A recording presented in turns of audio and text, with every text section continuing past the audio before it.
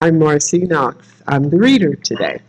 The theme for 2023 is Living Out Loud. The theme for November is Mundane, the Profane, and Sacred. Oh my. Today's topic is the mundane. Oh. Ernest Holmes offered this perspective. Jesus taught them, saying, "Blessed are the pure in heart, for they shall see God." He meant right here, right now, this morning. Alan Marinas invites us to see the divine in these words. When you choose to see the glory that lies within, even the obvious and mundane, then that fly on the window, or simple cloud in the sky, or the hand in your hand is as much an invitation to awe as the Grand Canyon or the pyramids. Together, let us say out loud, I look and find the sacred in everything. And now I would like to present and bring to you licensed practitioner Eugen Holmes. Eugen Holden. Ancestor. Yeah, right?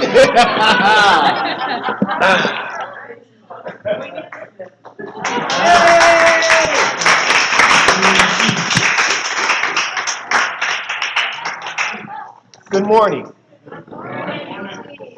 A number of years ago, when I was working at home office when we were on the West Coast, somebody said, you know, that Ernest Holmes and Eugen Holden have the same exact amount of numbers in first and last name? How about that?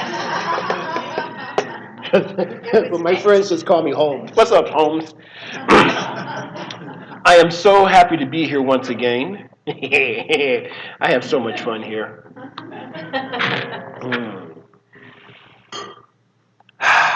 Before I start, I want to say, take a breath with me.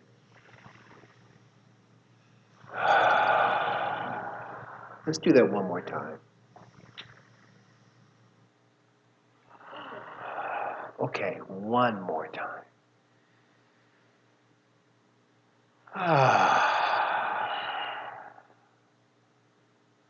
Thank you. It is so good to see everybody. Is it because I'm standing in front of the... You're good, okay. It's so good to see everybody once again. Let me just take a moment here and connect. Oh, shucks.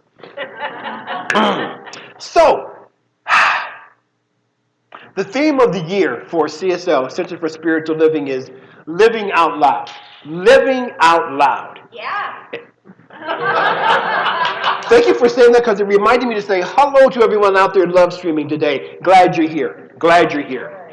And even love streaming, you are living out loud. So the theme is to live out loud. But what does that really mean? It means yes. Yes. It means being comfortable enough with your spiritual self, your divine self, to live out loud no matter what anyone else says. You see, what I understand is that each and every one of us are here on purpose for a purpose.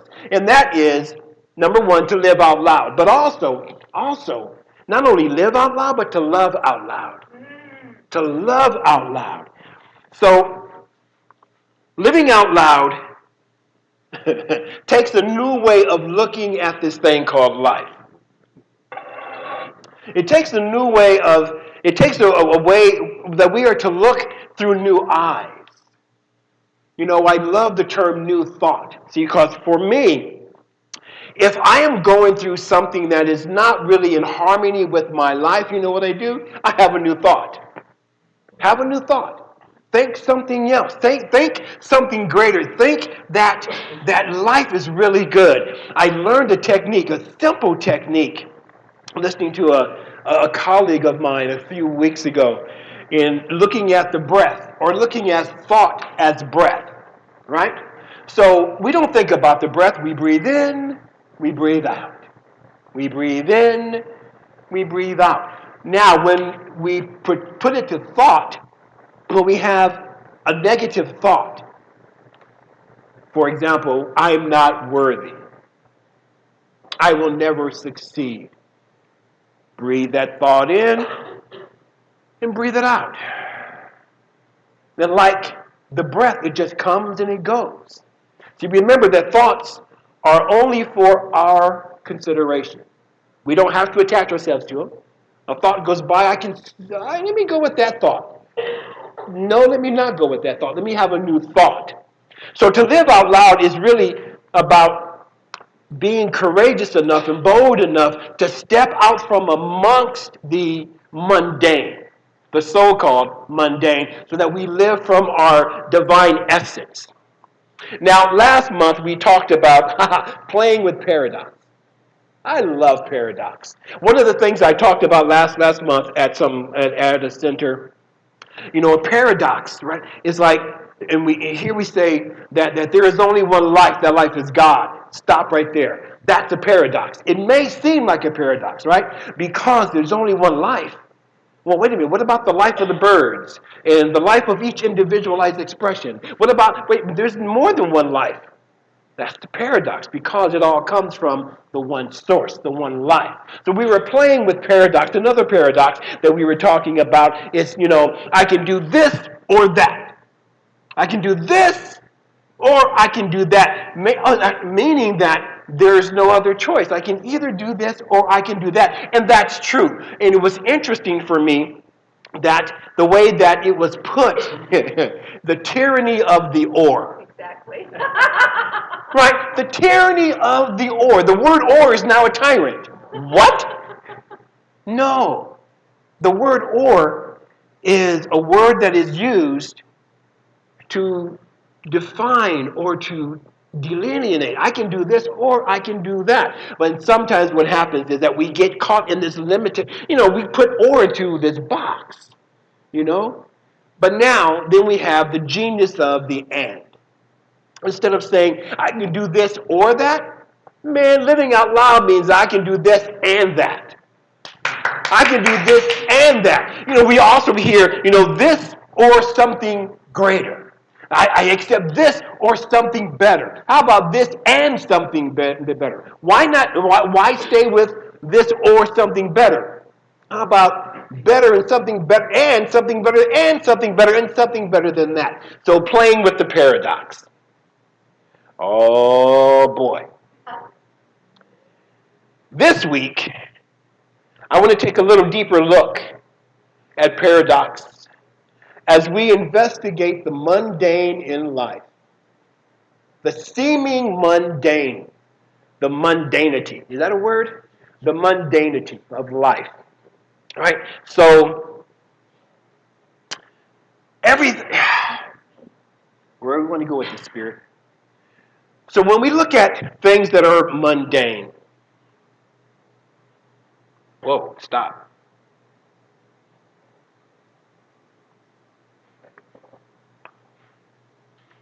There we go.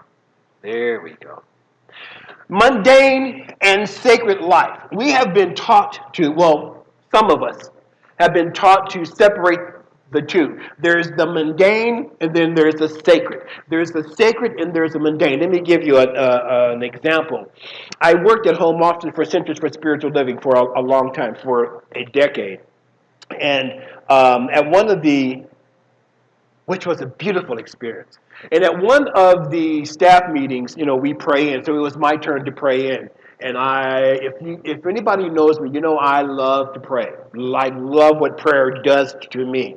So I do this prayer, right? And the person who spoke after me, she goes, well, now let's get back to the mundane things of life, right? And that shook me. Okay, now let's get to the mundane. I'm like, wow, there's a difference? So we've been taught to separate the two. Right? We've been taught to separate. There's the sacred, there's the divine, and there's the mundane, boring life. The car It's mundane. I get up and go to this mundane job. I get up and I cook my mundane breakfast. I get in my car and drive on the mundane road to go to a mundane job that really is sucking the life out of me. And then I drive home in the same mundane car and then the same mundane road. And then I go home and go through that whole thing just to prepare to do the same thing the next day. Oh my God. Oh my God. Help. Oh, hell! Oh, let me out of here. Isn't this? And then, but that's a good thing because what happens if we're key to what's going on, when we're in this boredom, Reverend Kathleen and I spoke about this last night just briefly. I don't understand that she doesn't understand how people get bored. For me, there's too many things going on up here. If you saw the mental faculty, the faculty that goes up in here, and all the talking and stuff, but this mundane thing, it's like, well, what we want to do is to be aware of what happens when we're going through that mundane, oh my God, here we go again. And if we're clear, if we're listening for it, we will hear ourselves, check that out. If we're listening for it, we will hear ourselves ask the question, that sacred higher self, is this it? There must be more to life than this. There must be more. And when we ask that question, is this it? Is this all to it? When we start to ask those types of questions, oh, now that higher self gets to go, yeah, there is more. There's a lot more. There's so much more. So what I want to say is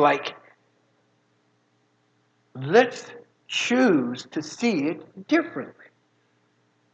I don't understand being bored. There's too much life to be bored about. I mean, oh my God, the trees. So I'm from the West Coast, and I've been on the East Coast now. Well, I've been on the East Coast for three and a half years.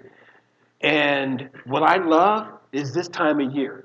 Because in LA, we don't have seasons. It's either hot or it's hotter.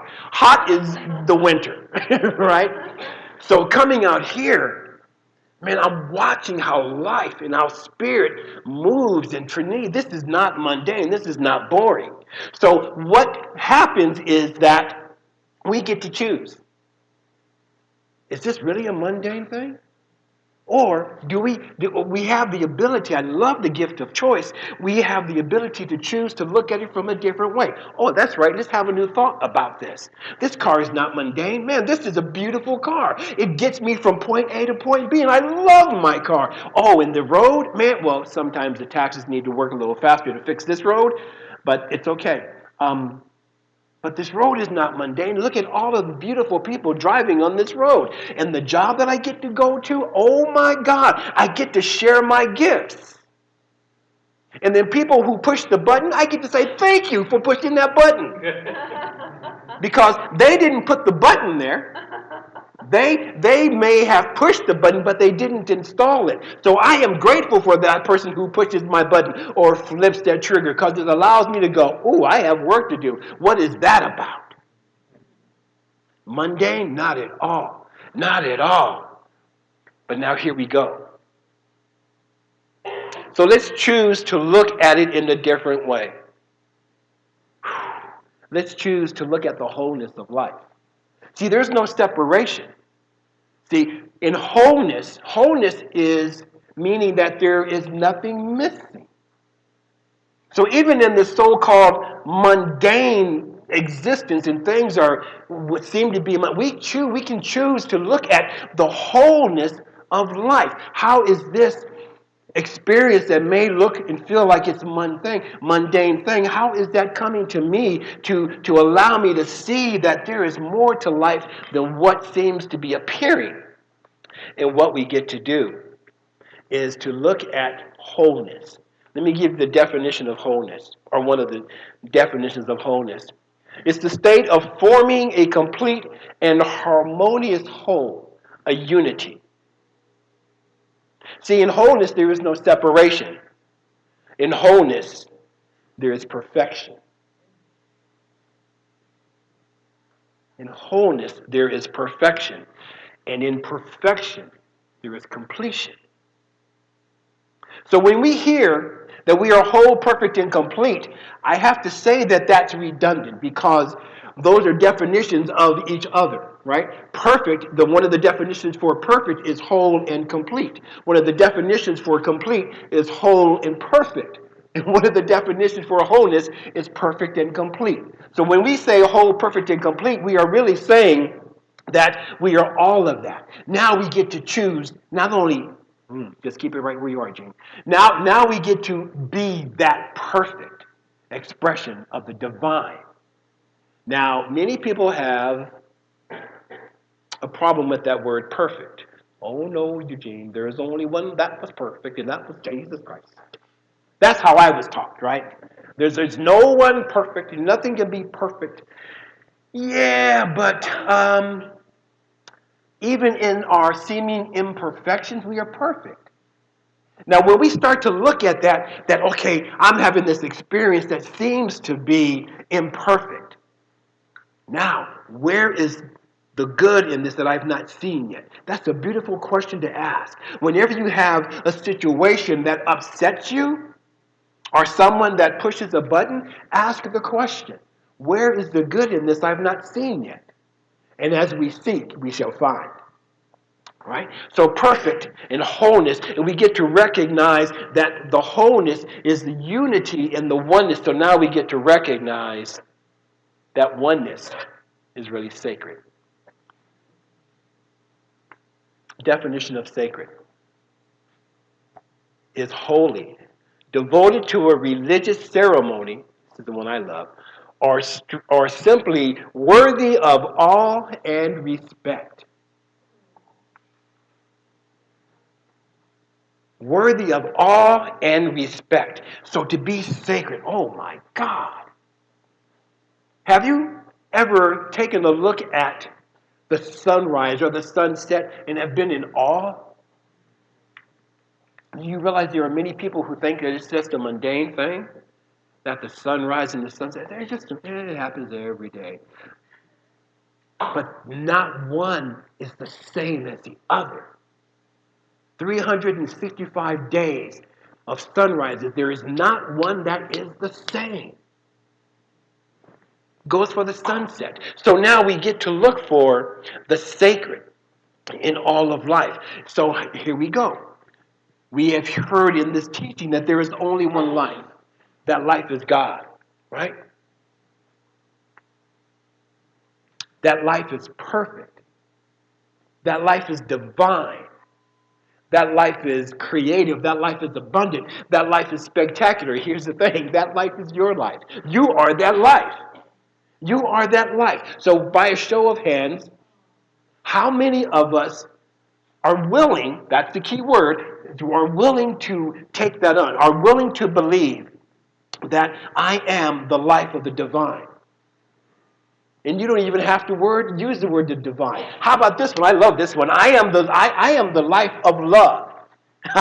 Yeah, I am the joy of the infinite. Many years ago in my Psalm 101, Psalm 1, now I think it's called Beyond Limits. But the first class that we take, in week 3, we start to use affirmations. I love affirmations.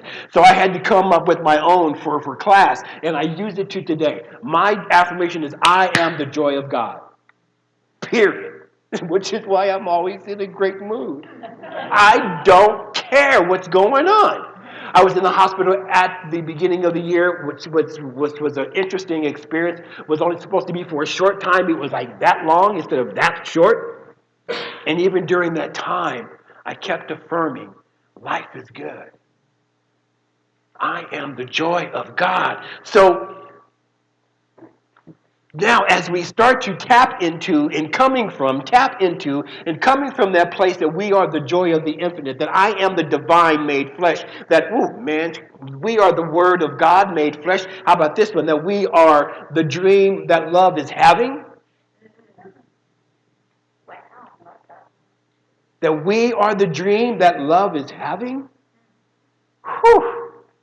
Now we get to look at everything in life as the dream that love is having. The fall colors, that's the dream that love is having. having this experience with each and every one of us together, that's the dream that love is having. So now we get to see God in everyone. We get to see the divine in everyone. We get to know that wherever we go, we have the choice to either show up as a boring, mundane self or someone that is just sparked and enlightened. What I mean by enlightened is lit up by the Spirit within. And all of this is choice. All of this is choice. I can choose to be uplifted and uplifting, or I can choose to be, let me go back to my old boring life. What do you choose? What do you choose? You know? So I love the gift of choice. The mundane and the sacred are one. So what we get to do is we get to look for the sacred in the mundane, or what seems to be mundane. And when we start to look for the sacred in the mundane, then the mundane no longer is mundane. The mundane is now sacred. Does that make sense? Yeah. Right? And it's all a choice. I love the gift of choice. I love the gift of choice. I can choose to wear what I want to wear. I can choose the food that I want to eat. But more importantly than that, and this is really important for all of us, is we get to choose the thoughts that we have. We get to choose the thoughts that we get to attach ourselves to. Am I thinking of fear, doubt, and worry? Or am I thinking, do I want to choose to think that all is well? Am I going to have a choice of fear, or am I going to have a choice of faith? I did a post a while ago, a blog, and it was called WTF. From WTF to WTF, right? From we know what that one is, right? To where's the faith? WTF. So when we are going through whatever it is, instead of just going, what the, and we get to stop and take a breath and go, wait a minute, where's the faith here? Because whatever this experience is, it is an experience that provides us the opportunity to love more, to love self. Every experience I have come to recognize for myself is the opportunity to love, no matter what the experience is. Be it illness, be it divorce, be it this thing called death. Be it whatever it is. My dog ran away, my cat doesn't like me. My partner left me, my job fired me. Oh, what an experience to love. This is an opportunity to love me. See, because all of those experiences allow us to see how we can up-level our spirituality. Somebody said to me, Eugene, I'm coming to you for practitioner sessions because I want to learn how to be more spiritual. And I laughed. I didn't mean to laugh, but I'm like, whoa. I'm like, I'm so sorry. And she said, why are you laughing at me? I said, because you cannot be any more spiritual than you are now. We are spiritual beings. Period. Wayne Dyer, they say that he made up this phrase. It doesn't matter who did. That we are spiritual beings having a human experience. I like to say this, that we are spiritual beings having spiritual experience in the physical plane called Earth. Everything is spiritual.